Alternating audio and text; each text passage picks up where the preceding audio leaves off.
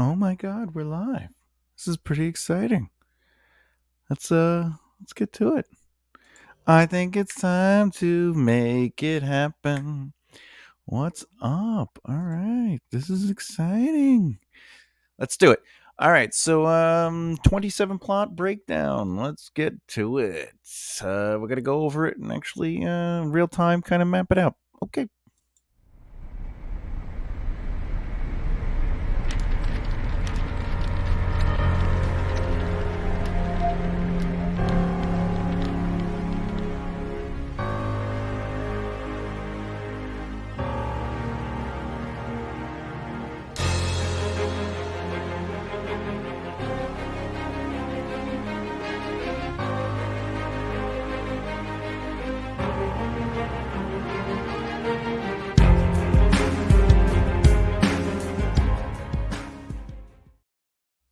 All right, yeah. So, welcome to the 27 plot outline. We're gonna break it down. We're gonna look at it. We're gonna take a little look. See, look at that. Boom. Look at that. That's pretty sexy, actually. See that? We have it all laid out, and we're gonna kind of like skim through it and make up a story on the spot to show you. If it's a little blurry, I apologize. I'm using StreamYard, one of the best elements to do. Let's see if I can make it even clearer by doing that for you. Let's see. That looks pretty good. All right. Actually, let's see. That's a little clearer. There you go. All right. Kind of got that going. I'm liking it. All right. So let's do it. Introduction to the ordinary world. What would that look like? What would the introduction to the ordinary world look like if I was going to write it down? You kind of want to just kind of, you don't have to go too crazy into it. When you're doing your outline, you could just kind of brainstorm concepts or ideas. So let's assume we want to explore just a general world. Let's say mundane uh, life of an office worker. All right. There you go. All right, let's give that some color. Let's make that blue. That look good. That looks good. Mundane life of an office worker. And that so now we know in the story we have to set up the ordinary world of what it would be for a person to have a mundane life as an office worker. Now we haven't really decided if this person is a man or a female or whatever. We just know that we're going to be exploring the ordinary world of a mundane life of an office worker, and you can make it anything you want. You can make it a school teacher, what have you.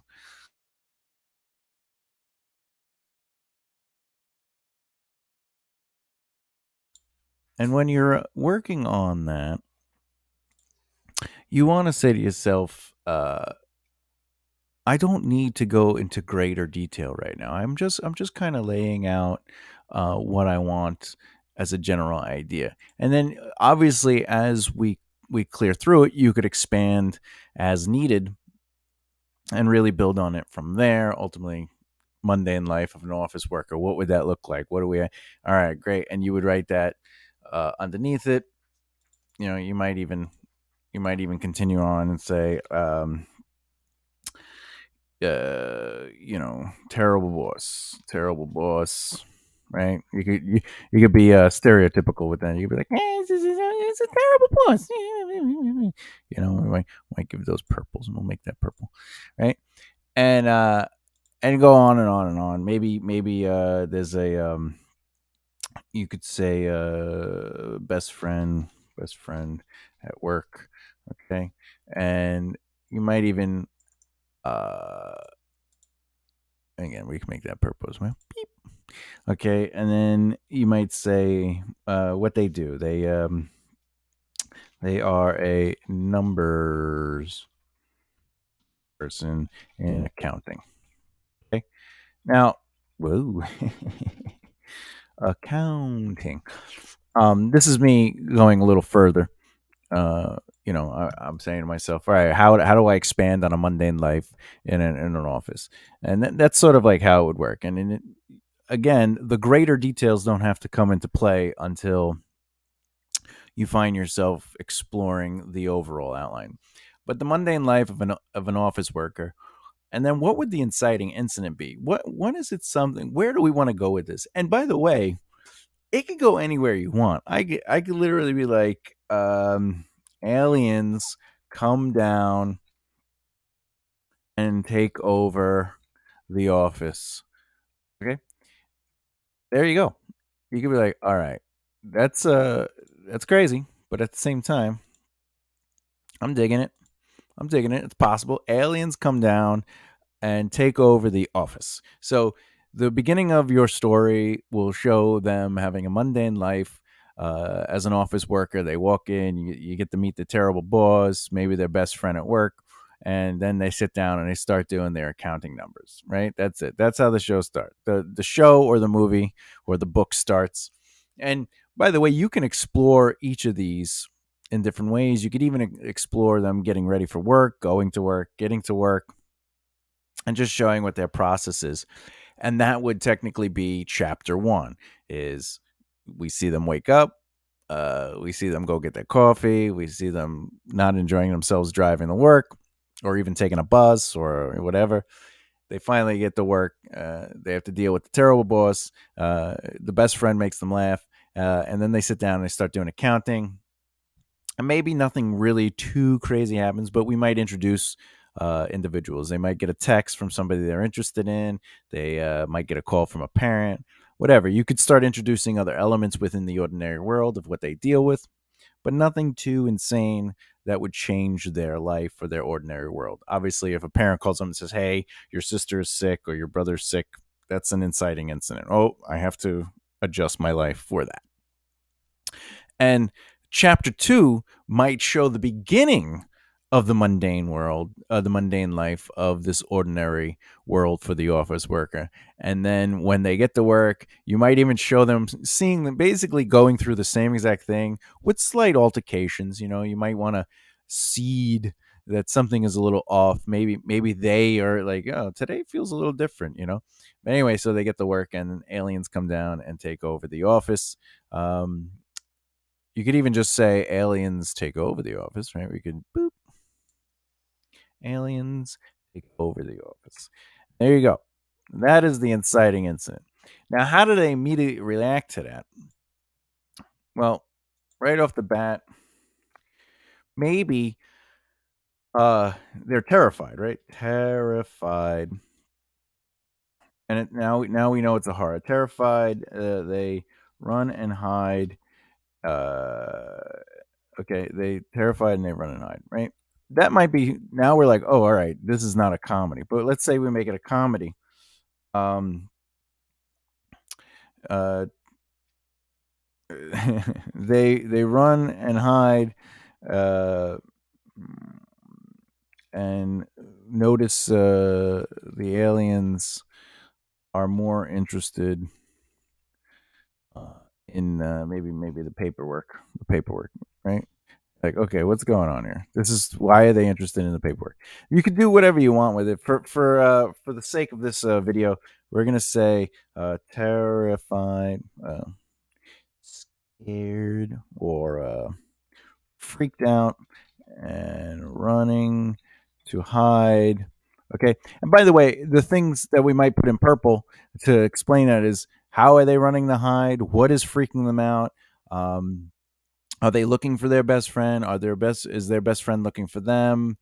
Does the boss die? Does the boss live? Does your protagonist actually get stuck with the boss directly after the inciting incident? And these are all things you can explore. I personally might not necessarily write these extensions of my thoughts in the beginning. But that doesn't mean I don't always do it or don't try to do it.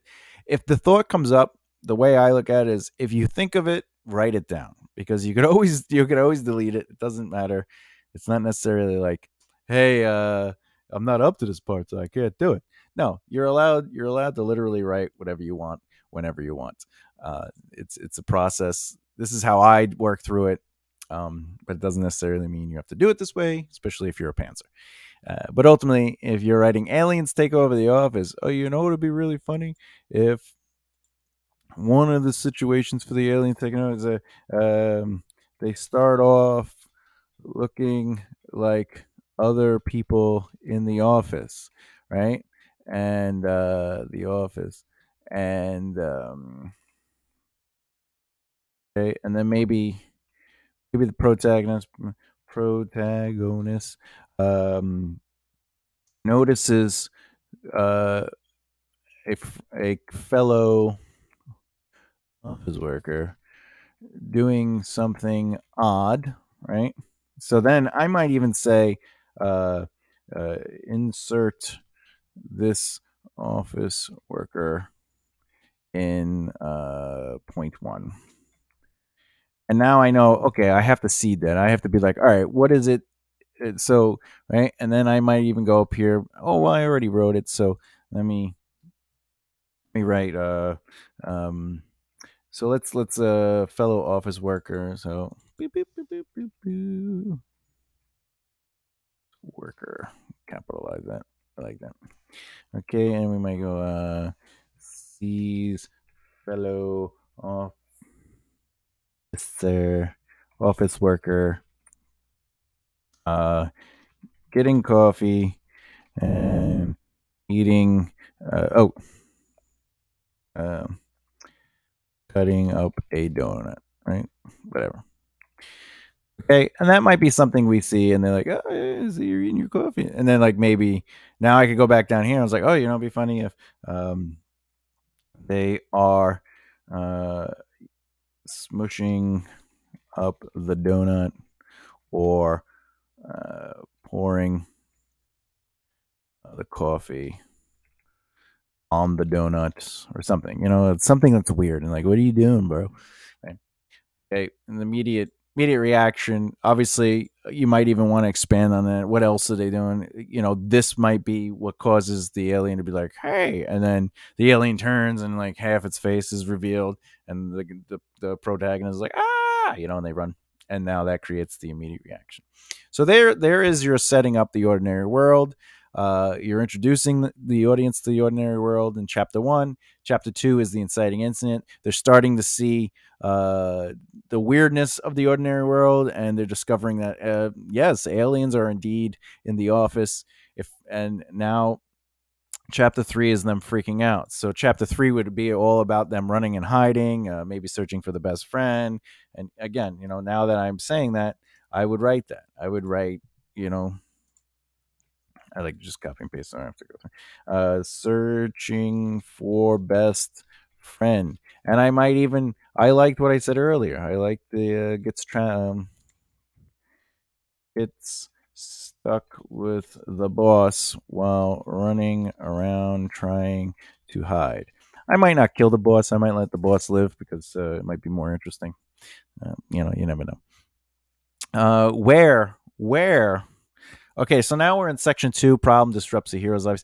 So now, where the hero reacts to and reflects on the long-term impacts of the inciting incident. This might be the moment where they get just a glance or a chance to be like, what's going on? Like, there's aliens, and they might even try to let's say obviously in the immediate reaction to the inciting, they're searching for the best friend. Let's say in that, you know just real quick search, they find them here in this moment.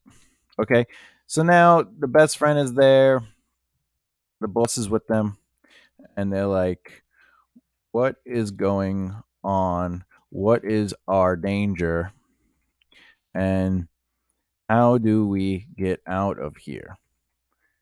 So now they're just kind of taking note. They're taking inventory of what's going on, what is their danger, and how do we take action. But the hero decides to take action doesn't necessarily mean they're talking about taking action. a hero decides to take action is they literally do something. They choose to do something. In this situation, it might be to, actually get out of there. So they're like, let's run and hide. Which, by the way, the immediate consequences of the action might, and consequences doesn't necessarily mean it's negative. You can have a positive consequence. If you eat healthy, the consequence of eating healthy might be that you have a healthier, or if you choose to have a healthier lifestyle, the consequence of it is you feel better and you live better, right? So in this situation, the hero decides to take action. Might be like they decide to run or to make a run for the elevator and head to the main lobby. And you know what? During this time, we can make it that they get to the. So my secondary thoughts, because I'm in this, right? And you might not always have secondary thoughts right away, just like we didn't have in part 4, but we're on part 5, right? So they make it to the elevator, but because it's a story, you want tension and conflict. Uh, Elevator maybe gets stuck. Um, is it the aliens? Right? And then they get to the lobby. What is the issue with the lobby? Right? Is the lobby locked up? Are aliens down there? Uh, maybe, whatever the case may be, uh, they run into aliens and have to fight. Okay.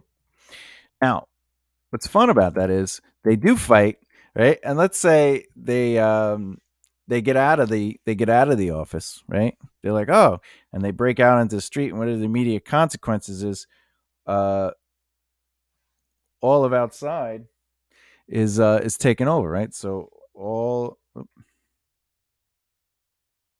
puppers over here. Cereal. All of outside is consumed with aliens and people freaking out, right? Freaking out. So now what do they have to do, right? Do they stay in the building? Do they not? Do they continue running? Do they continue trying to hide? And you start creating, now you're creating the story. You're creating cause and effect, cause and effect. So this is the setup of where they are. The setup in section 2 is let's figure out what's going on. And then in section point 5, it's let's do something. Where's the conflict? Where's, we're at the height of part 5, and then because they did that, there's a reaction to it. Okay. Now, uh, all all of outside is consumed with aliens, and people are freaking out. Right. So Hero's life has changed as a result of the action they took, and it creates a lot of pressure and stress. So right now, we could say to ourselves, uh, you know, if they decide to stay outside and they're like, well, where do we go? Right? How do we figure out where we want to go, or do we go back in? You can get them into a point where like, well, we could stay out here and there's more, or we could go inside and there's people. Maybe we should go inside and help people that are trapped in there, or maybe we should try to go get help, right? And so right now, what is the results, right? So Hero's life has changed as a result of the action they took, and it creates a lot of pressure and stress. And they're like, where do we go from here? There, do they continue running out in the street, head back into the office building to help people? Now, as you can see, sometimes I'm writing questions instead of things that actually happen, and that's because this is just an outline. Maybe I don't know what happens. Maybe I only kind of have an idea, and as I go through my outline, I'm going to discover that, oh wait, I think I have an idea, and I'll go back and answer those questions or change the things or whatever the case may be. And that's the mixture of brainstorm and other things. One other aspect of the hero's life has changed as a result of the action they took, and it creates a lot of pressure. Is the aliens uh, are searching for them, but are they going after the protagonist, the best friend, or the boss? Oh, so what's going on here, right? Which brings us to the first pinch or plot twist. What about, what if the boss is actually an alien? Right? Okay. This means seed uh, the oddity of the boss and people annoyed at their techniques, right? So maybe, and I might even want to add another note. Boss has been there for 2 years, taken over by the alien, right? So what does this mean? Why is the boss running with them? The boss is revealed to be an alien. Uh, is the boss not interested in having the aliens do what they were originally going to do? Did the boss end up liking it there? So these are things we would we would kind of determine in chapter 9 or point 9. We would say because of the pinch, the hero is pushed into a new world. The hero or the protagonist is dealing directly with an alien boss and their best friend trying to um, take this new information uh, and do something with it. Right? So maybe the boss reveals that the aliens have been slowly taking over people of of importance, right? And they want to rule over the people, over humans. But the boss actually likes humans and doesn't think they are bad creatures. Now here's the interesting part about that, okay? What I just created was, remember in the beginning, if we scroll all the way back up, terrible boss.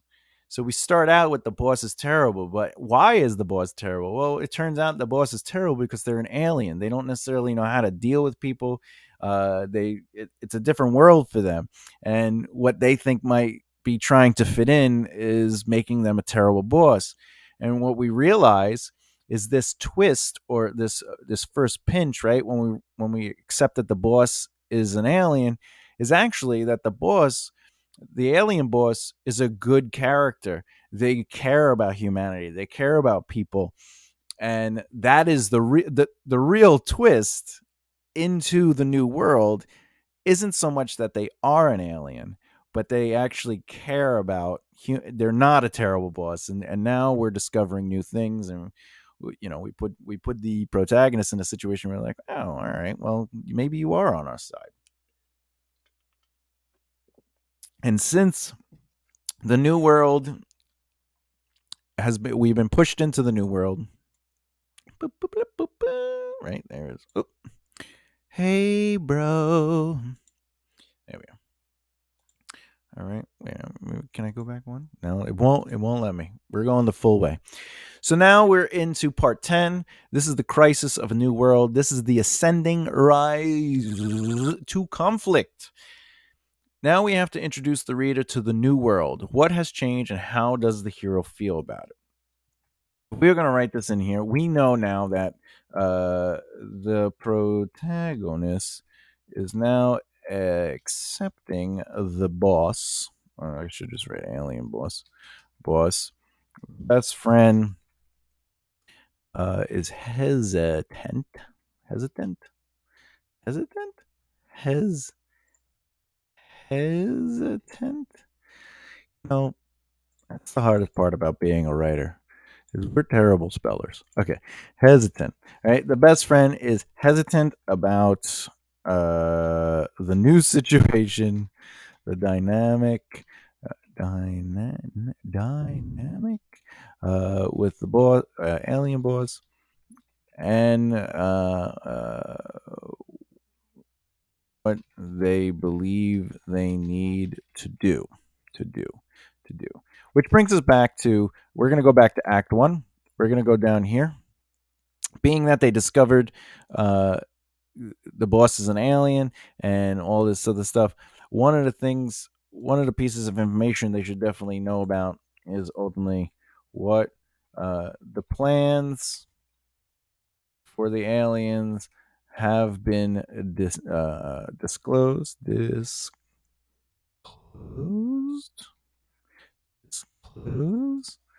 Disclosed. I think I spelled that right. Plans for the aliens have been disclosed as per the blue section, right? You see the blue section, okay? And that means when we're here, okay, we need to, okay. So what is it? What has changed, and how does the hero feel? Who who's been taken over, uh, and what can we really do at all? Shouldn't we just try to survive? And that's the major conflict, right? But also it creates the motivations we by, and we might even want to add motivations into Act One. For instead of waiting to Act Two, we could literally go into Act One, and maybe the protagonist is always like, I wish life was more interesting than this, right? And then boom, life is more interesting than this, and they're thrown into a world where like this is exactly what I wanted, but it's a little advanced for me. You never know. Um, So they're like they introduce the reader to the new world, what has changed and how. So we also have to say that the beep, aliens have officially taken over the city they are in. Right. Another thing might be uh, people are being rounded up, uh, and the protagonist with uh, team are avoiding captive. Okay, so those are a couple of the beats that need to happen in point 10. We know that while we're writing the chapter or the scene or whatever the case may be, right? You are, and this might even be episode, 3 or 4 at this point, right? Maybe probably this would probably be episode 3. And there we just have the protagonist with the alien boss and the friend just seeing how the city was taken over, or more importantly, that it is taken over and things are kind of like going into place. And, they're trying to avoid captive. So by me writing avoiding captive, uh, I know that I need action beats in there. I know, and I could even write down some of that stuff right now, but in reality, I'm trying to stay to just outlining and not getting too crazy with the detail. Because once I have the outline, general outline of it, I'll then take this and I'll place it into another document where I'll expand and I'll create the scenes, and then from there I can easily write. I'll just follow the outline and write the scenes. But okay, so the hero can take a break and have a little fun. This is always nice. So what can we do here that would even be considered useful? A, for the audience to take a breather, and B, for the characters to take a breather. Maybe we learn that the boss alien has a weapon or an ability that um enhances individuals, including themselves, and maybe the protagonist gets an ability, tries it out, tries learning how to best use it. Right? Keep in mind, if you bring in abilities or magic or whatever the case may be, you're going to destroy the future of your story if you don't think about the power of the new item or ability. For example, if someone could be invisible, right? Now it's like, well, how hard is it going to be? They just have to be invisible, sneak out, and just, whatever. And that's why a lot of times there's a cause and effect with that as well. So in Lord of the Rings, I put the ring on, I turn invisible. However, now I could be seen by the Dark Lord, right? But also holding the ring and having the ring, uh, even though it's a powerful item, it corrupts me if I'm holding the ring for a long time. So there's a couple penalties to it. But it also is the one ring to rule them all. And you could think of it like that. So if we're going to give him an ability, uh, maybe the issue with having the ability is like the more you use it, the more it takes from you. So you could get weak. It may not kill you, but maybe you get weak, and then you have to like rest a little bit. And if you get weak, too weak, the aliens could take advantage of that and attack you. So let's do that. So as you use your ability, it takes away your strength and health. They need a recovery time. Okay, but what is this also telling us? This is also telling us this is true for the aliens using the ability as well. So now we're introducing something that's fun, but also at the same time we're introducing a potential way to fight back, right? Um, both with our ability and also that not only do we weaken, but they weaken. So maybe it's not really about us using our ability, which we discover, which is the story, plot point. It's not really about us using this ability. It's about us getting them to use their abilities and us using ours as little as possible. And that's important, right? So, okay. Now, the hero to compare their current world to how things were at the novel's beginning. I believe I said this before in another lesson, um, but this doesn't necessarily have to be that the character themselves, like the protagonist, doesn't need to sit there and be like, All right, so in the beginning, I was an office worker, but now I'm like running around with like alien superpowers, and we're fighting aliens. like you don't have to do that. Like the narrative of the story could also be the reflection of that. So, hero to compare their current world to how things were at the novel's beginning.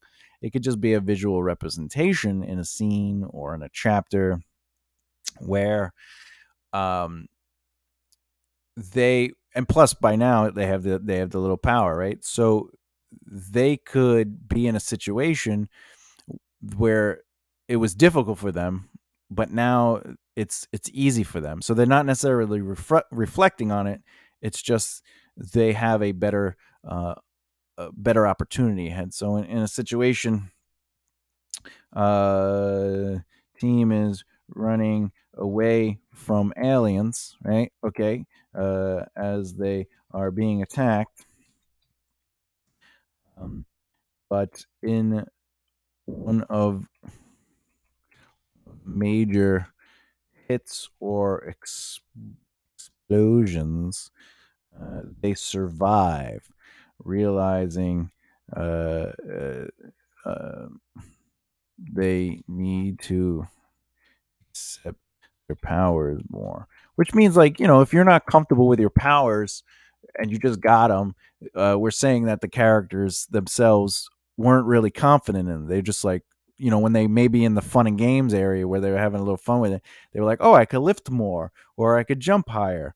And in this situation, the aliens facing them obviously know how to use these powers more, and they've been using them longer.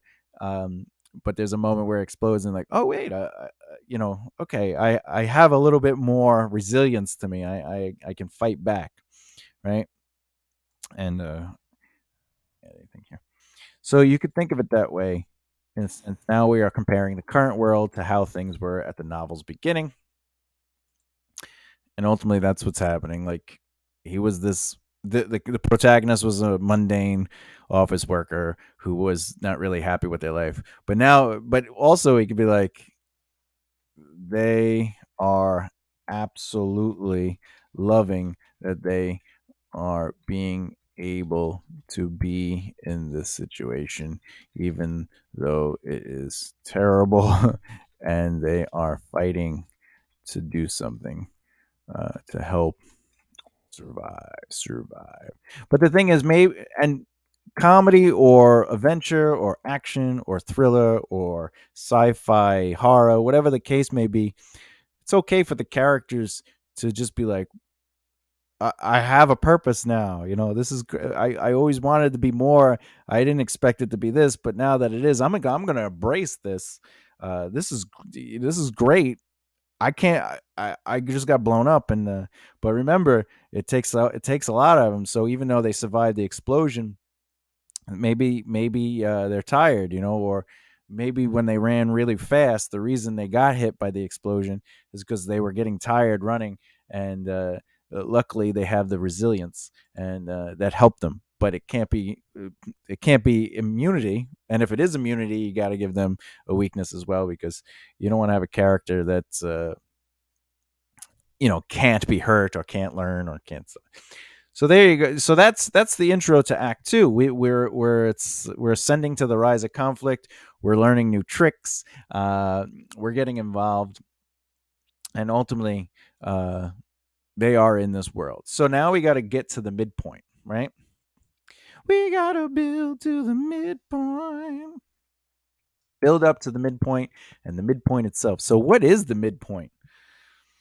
How are we going to use the midpoint to really bring this story to a situation where after the midpoint there's no turning back? Like, this is their life. All right, we can make the midpoint a couple things. We can make the midpoint where the alien boss officially dies, right? But they knew exactly, the alien boss knew exactly what needed to be done.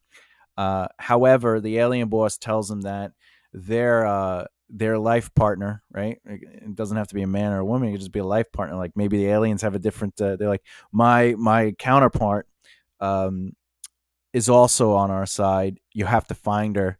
Um, Whatever the case may be. But also, the midpoint can come where it's like, wait a minute, they're not only in this situation, but also the aliens are starting to officially round up people that are fighting back and or not complying and just killing them. So the stakes are going to be higher, obviously, and they're like, all right, so we're coming to a time limit where we're like, we got to make things happen. So build up to the midpoint in itself, and we know we're getting there. So maybe this is where uh, uh, the alien boss uh, has a device that communicates with all the other aliens, and he uh, says they need to get it. It's in his apartment. apartment. Uh, However, it also turns out that uh, when he used the device on the humans to give them abilities, it also activated a beacon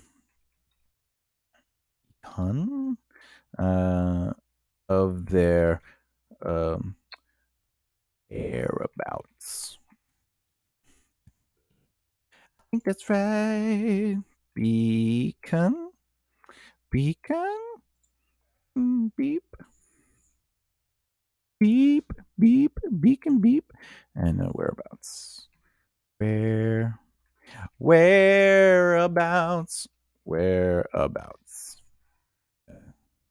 It was good to check your spell. All right, so now we know that we're leading up to the midpoint, which should be at the apartment. And being there at the apartment, yeah. Everybody dance now. So since they're at the apartment, that's where the midpoint's going to take. It is an ambush. Yo! From the aliens. Specifically, the alien boss of the alien boss, right? So let's figure out the alien in charge of the alien boss is there, and they are angry.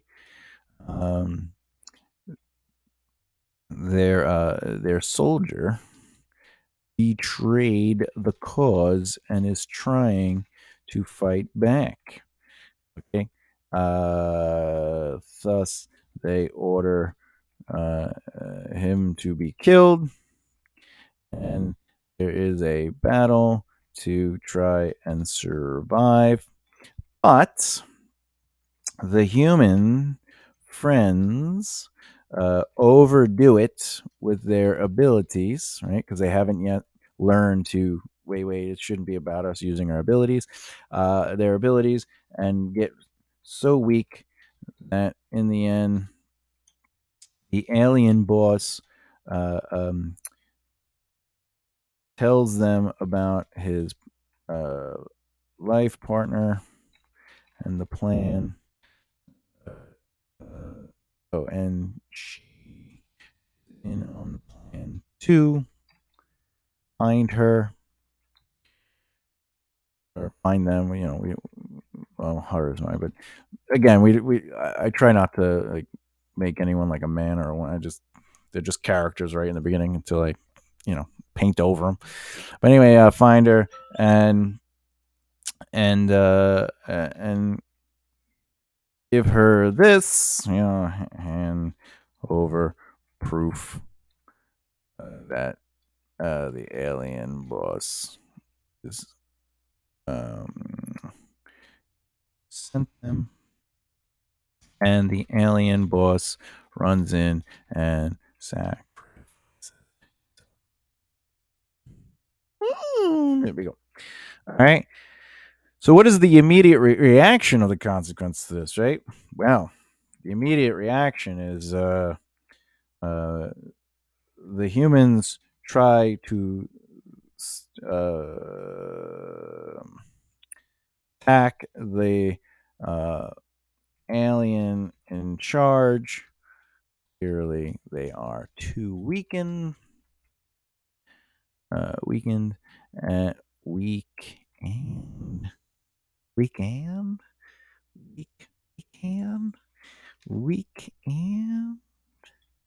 Weakened. That's right. Weekend. Right? Weekend. All right. Clearly, they are too weakened and fail at the great expense of their position, meaning they one of the humans loses their power because they overdid it, and the device is destroyed. That replenishes the powers. Jesus. Replenish. How do you spell replenish? Okay, that replenishes their power. They are forced to retreat and find themselves in falling through the building as it collapses from the battle, and um, it appears they are dead to the alien in charge. Boom. Like, it ain't as difficult as it looks. I'm just making stuff up as we go. Um, all right, now that the midpoint is really it's like the craziness. There is literally no turning back now. The alien boss is dead. They realize that they have to go find it, so they have to double down and be like, we have to go find this person. Uh, One of us has our powers, but I guess we realize we can't overdo it because the device is destroyed. Um, and we need to figure out a better plan, etc., etc. So that's where the hero reflects on the long-term impacts of the midpoint, right? um what the hell? Who the what? So in this situation, protagonist and protagonist and best friend find themselves in a group of people who are hiding underground. Okay, where they ended up. Okay, they are taken in and cared for. They meet a resistance, or they meet a few people in charge fighting back. Um, and there is a conversation about where the world is going in this particular situation. Boom. Okay. Now, the hero has to decide to take action to resolve the problem. However, they realize the enormity of the task when things don't go as planned. Well, as I take my unsponsored diet cherry Pepsi drink, if you hear me out there, Pepsi, we'll kind of let it think. We're gonna think through. Oh, 1 second. 1 second. 1 second. Da, da, da, da, da.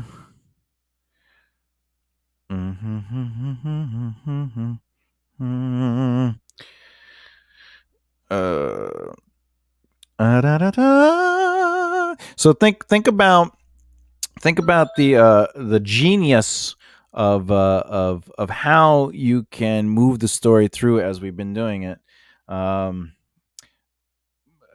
and work through basically knowing that nothing has to be finalized either. Like, I could change everything that I've written down, um, and adjust as needed, of course. Um, but uh, excuse me, 1 second. Boo! All right, so let's take a look. Let's um 1 second. Um,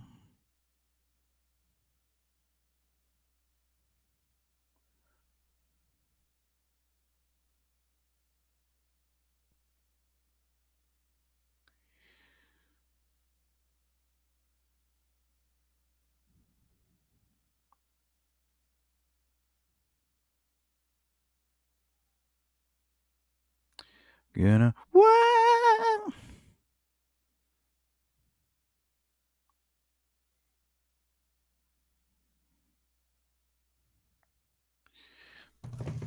Everybody dance now. Bam, bam, bam. Okay, so the hero decides to take action to resolve the problem. However, they realize the enormity of their task when things don't go to plan. So now that they realize, look, we need to take action. We have more people, even though you lost your powers, and I know I can't really overdo my powers. Uh, there's too much going on right now. It's how are we going to do this? The aliens clearly have stronger weapons than we do. Uh, and they just killed one of their own people. Like their task is more important than the lives of their own people, and they're willing to kill anyone to make it happen. Um, uh,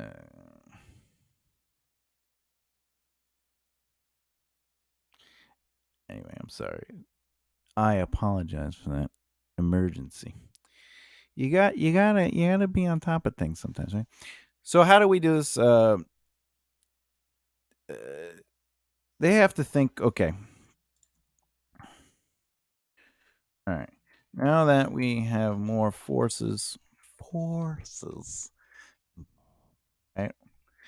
We can make a move on the aliens.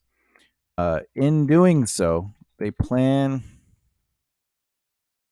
to make an attack in point 16. And during this point 17, they make a move on finding the life partner and realize the life partner actually uh, working with the alien in charge. But we're going to put a note here. She is maintaining her cover so they don't know she is involved. Okay. But the humans do not know that. They risk getting closer to the life partner. And in doing this, uh,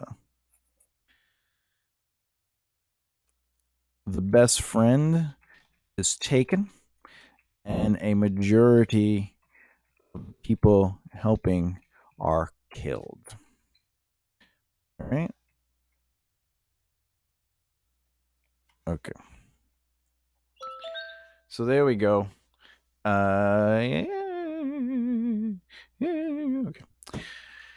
So now we're in a place where they're like they have to take action. They just got beat up. They're really like, what are we gonna do? What are we gonna do? Right? And now, despite the setbacks, the hero decides that they will succeed. They will succeed no matter what. Okay, and uh, and I the pro look the protagonist knows that no matter what, they have to try and save their best friend. Um, Another scene idea is that the best friend actually ends up having a conversation with the life partner. This leads to the life partner searching for the protagonist. Okay. The protagonist decides to go in alone. However, the remaining humans offer to make a distraction. So distraction. God, I hate when I can't. Distraction. I think I spelled that right though. Did I? Distract. Yeah, okay. Okay. To make a distraction so the protagonist can get through uh, uh, uh, the alien uh, base, or building headquarters. Quarters. Boom. Okay. So there we go. That is, they have decided to do that. They're making preparations for that. And they're like, this is what we're going to do. We got to make things happen. Which brings us, and real quick, finding a solution, descending full from conflict. There still has to be a lot of conflict and pushback, and because something bad just happened. And as they try to make another big move, it kind of flops, and they get pushed. Um, they get a little pushed. They're like, oh, what just happened? Right. So they move on to finding the life partner, and realize the life partner is actually working for the alien. So that's the misdirect, where they're just like, oh, she's a part of this whole thing. But in reality, in point 18, we realize that the life partner actually is there to help, but the protagonist doesn't know that.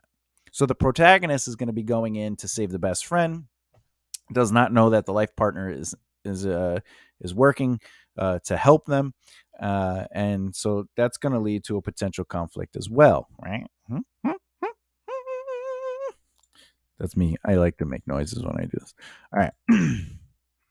Hero faces significant trials, right? So if we're going to look at Act 3 as three major blocks, okay, this is going to be Section 9 that is absolutely going to be the fight. That's going to be the big they attack the alien in charge.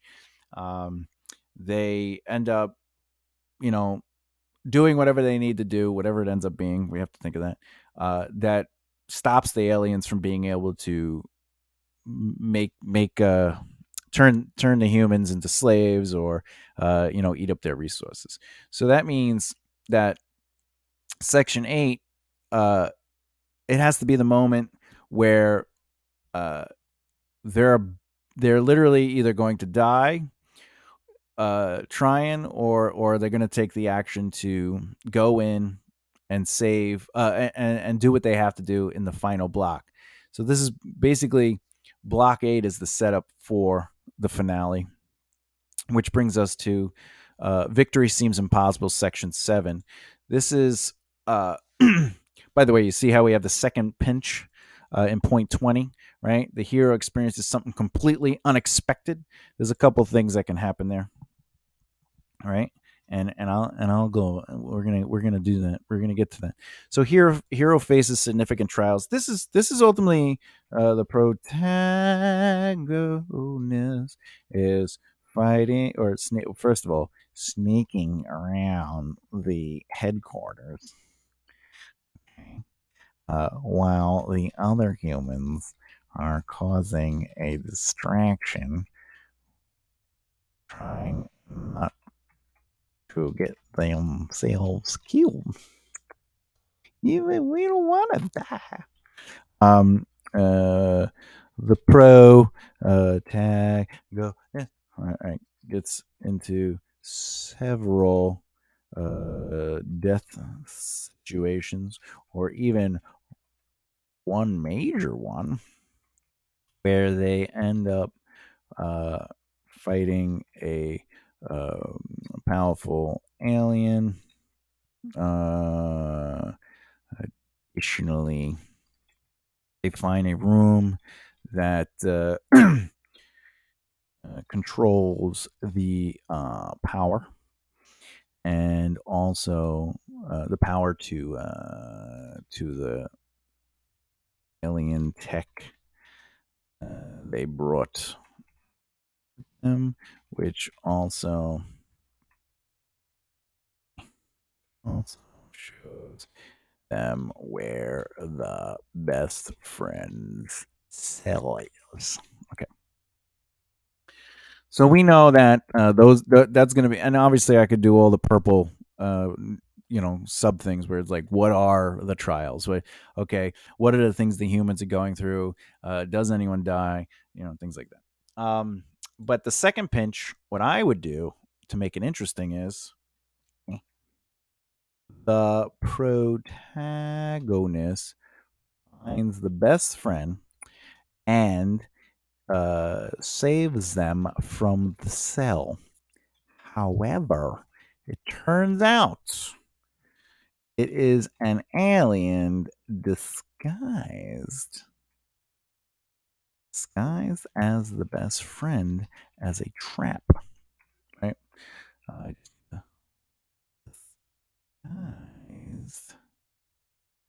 disguised, yeah, okay, that's about right. Best friend's trap, but okay, and the alien fake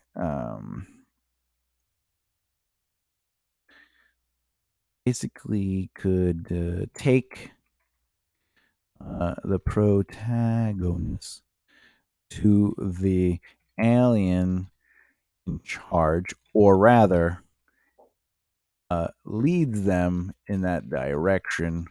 And this could mean certain death. Okay. However, we get to the plot twist. Okay. The plot twist leads to the darkest moment in the story, where the thought of success is incomprehensible. Right. Um. Oh, actually, you know what? I would take this, right, and I would make this that. This, the actual pinch would be um uh the eh, the protagonist finds the life partner, and they get into a fight. You expect something completely unexpected. Okay. Um, and in doing so, they end up revealing that they are. Oh, wait. They end up fighting the partner, and they get into a fight. Uh, See, now I'm like, no. All right. So the second pinch, where the hero experiences something completely unexpected. All right. I'm gonna go back with the friend thing. I think, because this makes a lot more sense, because the friend, but the plot twist would be the life partner is the one that saves the protagonist, and the best friend is already released thanks to the life partner, and they end up uh, regrouping uh, um, everyone on the same page, but the life partner um, had to betray the alien in charge, and this is seen by the alien in charge through monitors. He, they get so angry, they push the self destruct button that will release uh, uh, nuclear weapons, or nuclear equivalent weapons, um, after their ships um, take off. So now there is a countdown for both the ships leaving Earth and the weapons going off. First of all, nuclear. Nuclear. Oh, nuclear. Interesting. Nuclear. It's but nuclear. Doesn't look like nuclear. Nuclear. All right. Equivalent. Oop, oop, oop.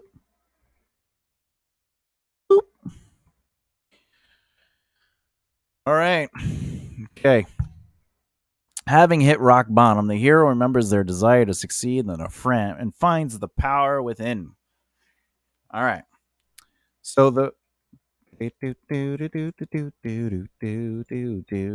protagonist says that they still have the power inside them to do something, but it might cause them to die. The life partner does not have the device that would give them a recharge, mostly because uh, of their situation and not being able to go get the stuff, right? And that's something we could figure out later as like, writers, where we're like, how do we make that not so convenient? We have to, I might even write seed this in to showcase why they do not have the device. And that's important too. Okay. Um, so,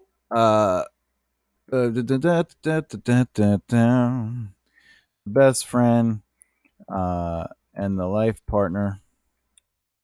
The best friend says they are going to go with the protagonist. And they say, no, you got to get out of here and meet up with the other humans to let them know this place is going to take off, uh, and to take cover. The life partner says that they know um, where the weapon uh, off button is, but it is in a different place than where the alien in charge is. However, she knows that she can. The life partner knows a way to also destroy the ships in turn. So the protagonist decides to go after uh, the weapon canceling button, and the life partner goes after the ship destroying option. All right, there we go. Woo! Woo! That's long. Okay. All right. So after deciding they can do it, the hero takes action, and this action causes the plot lines to converge and come together. What that basically means is like any subplots we have would be cleared up and finalized by this leading to final battle. This might be the moment where one or two of the subplots are finished, and then by the next point 24, all of them would be cleaned up, except for anything that might lead to a future episode, season, book, movie, whatever. So after deciding they can do it, the hero takes action, and this okay would be the protagonist is going to turn off the button for the weapons. Okay. Things happen. This is the this is the crazy part about being a writer. This is all we need to write. Things happen that make it difficult. Same with the life partner, and they might even almost die or appear to die, right? The best friend finds the other humans and they have trouble escaping out of there. But end up getting away. All right. So those are things that we need to ultimately deal with. All right, and we have to figure out like the plot points for each of those moments. But as now we know where it's happening, though. Okay, so in point 22 they came up with a plan. In point 23 they're actually taking action of the plan, so they're physically going and doing what they can. But this also leads to the final battle, which is the protagonist actually stops the weapons.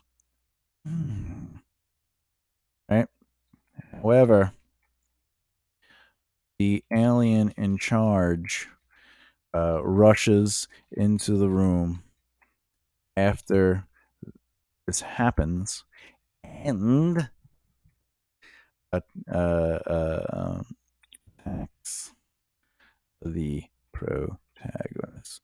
Or the protagonist sees the alien in charge enter with two other aliens, all with weapons, and prepares to engage with them or find a way out. Okay, so I kind of like Alien. However, the alien charge, I don't like the text. I like this.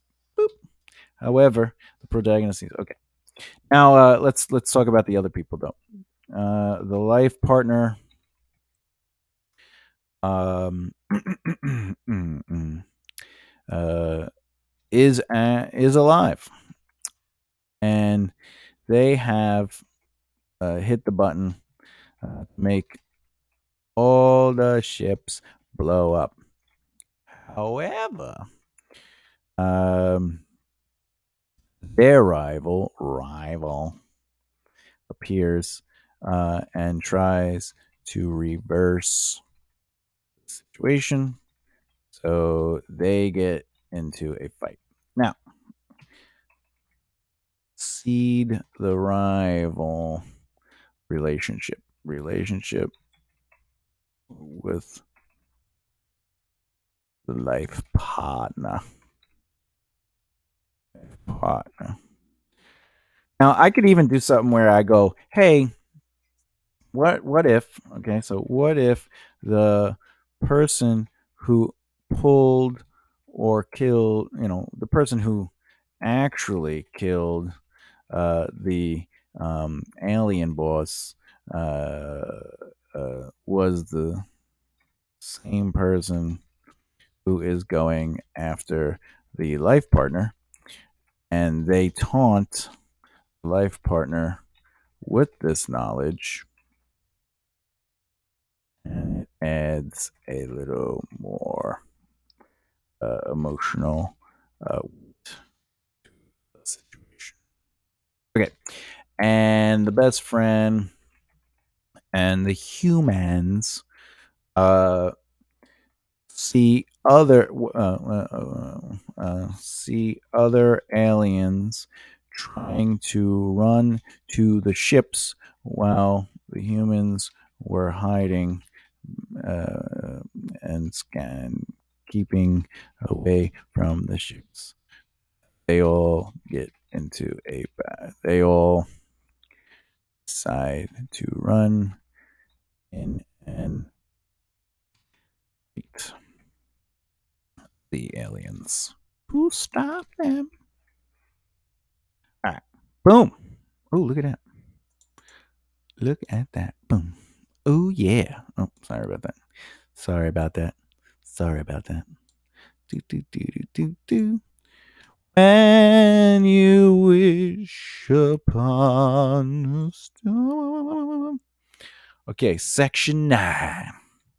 What is section 9? Section 9 is one section higher than Section 8. Anyway, the finale. The character has one last battle. So let's go over Section 9 real quick. The character has one last battle. The in point 26, the hero decides to take action to revolve.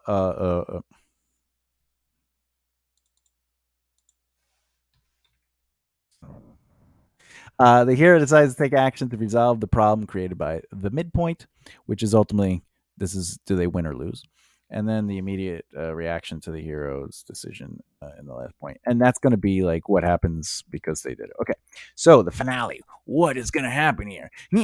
Okay, there is a big battle between the protagonist and the alien in charge with their two minions. Okay, the protagonist ends up beating the minions and almost um, gets beaten by the alien in charge.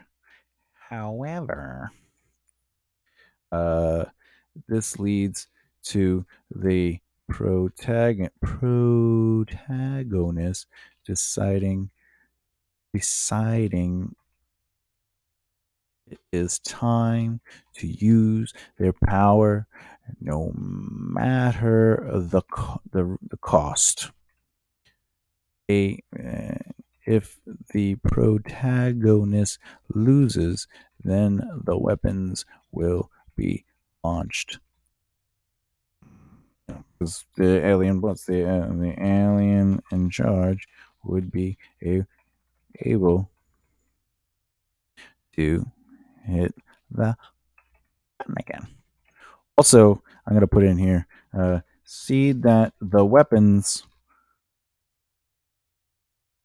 are actually human weapons that the aliens took control over, and explain that even if the ships were destroyed,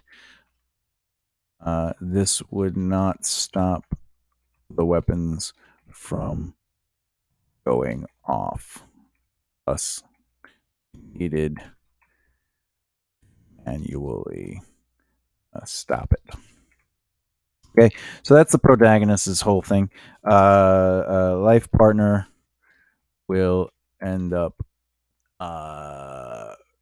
being victorious and escape. And then, the life partner will be victorious against their fight, and the humans with the best friend end up killing a bunch of aliens. Kill those aliens. However, the best friend almost dies and is saved by someone. So that's exciting. Okay. Here we go. Okay. The hero decides to take action to resolve the problem created by the midpoint. The protagonist uses their abilities and evens the battleground by being as strong as the alien in charge. They even use other abilities, and the alien in charge revs up their abilities by using the device that is on their person.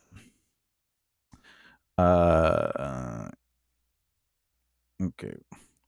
In doing so, the battle is resolved by the protagonist taking the device from the alien in charge and forces them to use up their abilities and then overcharges themselves to shoot a power beam from their eyes, killing the alien in charge. Okay. And they fall to the ground, likely dying. Okay. However, we would jump to the life partner fighting to get out of the ship as they run through it and avoid falling crap from the ship. Aliens trying to find a way to get out. Okay. Also have them destroy the system that will destroy the ships. Okay. Best friend also decides to. Actually, let's go back one. Boop. All right, and almost dies. Let's go. Life partner. The best friend decides to. Nah, we don't need that. That's just too much. We're right at the end. Let's just get to the end. All right. Also have them destroy the system that will destroy the ships. Okay, that's good. And then the best friend is actually done. We don't even have to. They already did their stuff. Then we could go back to the protagonist tries using the last of their strength to activate the device. And as the life partner, I don't know if you can hear my dog in the back, as the life partner jumps off the ship and it blows up along with the other ships. It looks like the protagonist blew up too. 1 second. I gotta give my pupper a treat. Here you go, boobaloo. Here you go. That doggy. Here you go, puppy. There you go. I'm almost done, puppers. All right. So there you go. Now this brings us to the end, right? This is the very end. Okay. The best friend, sees the ships blow up. The humans cheer, right? Woo! The life partner ends up making it off the ship in time, right? They look up, and floating in the air is the protagonist. They are flying in place, and the device ended up overpowering them because of the explosion mixed with the use of the device. It happens. Boom. Okay, and then there is a union of the life partner, best friend, and the newly elevated protagonist now has unlimited has power that cannot uh, be used up or weaken uh, them from using the power, the abilities. There you go. Boom. That's it. I just mapped out in real time. It took an hour and 25 minutes to basically kind of go through this, well explaining stuff and coming up with subplots, etc., etc., etc. Now, anyone could do this. Anyone could do this. You're capable of doing it. We're all capable of doing it, which is the beauty of it. Hey, Poppers. Where's my baby? Come here, baby. Come here. Come here. You want to give me hugs and kisses? You want to give me hugs and kisses? You want to say hi? Oh, you're my babies. That's my babies. That's my little babies. With that said, thank you so much. Keep developing the right mindset. And if you have questions, leave them in the comments below, and I'll be happy to answer them about the 27 chapter outline and how basically I kind of just brainstormed through that and just plotted it out just right off the top of my head. And of course, be good to one another. Work together, grow together, rise together. Which means, maybe if you can share this video to help educate others, and because if we better our community, we better the world of authors, it'll only better the quality of books, making people want to buy books more, and people going, oh, I love books, right? So subscribe to the video. Subscribe to the channel, hit the bell icon so you don't miss out, and I'll talk to you soon. Hasta luego.